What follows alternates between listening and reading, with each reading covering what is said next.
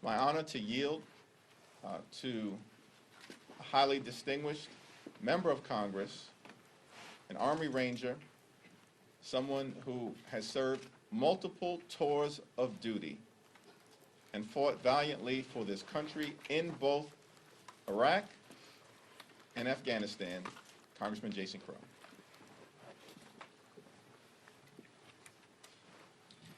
Thank you, Leader Jeffries, and thank you to my colleagues. It's always a great honor to stand here with my fellow veterans in service that have served in the intelligence community and the military.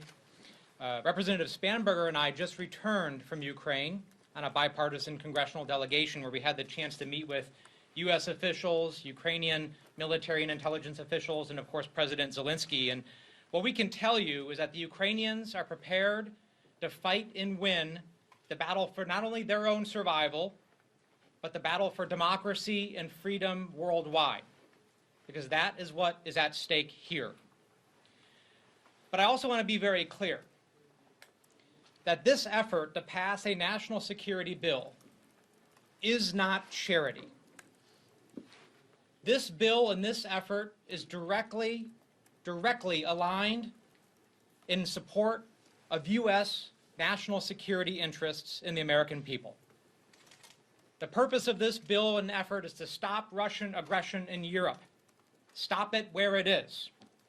The purpose of this bill is to protect the 100,000 plus U.S. servicemen and women and their families stationed throughout Europe.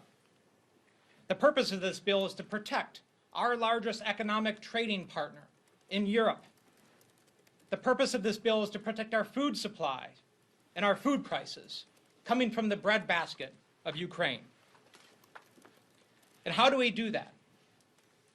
We do that by spending over half of this money directly in U.S. businesses where U.S. workers, men and women, will assemble the supplies and the equipment necessary for Ukraine to fight and win.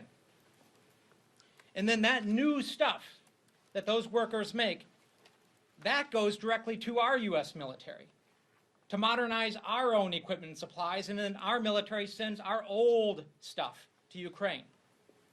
So we are protecting our economy, we're protecting our troops and our families, we're protecting our food supplies, we are updating our military readiness and supplies, and we are defending democracy.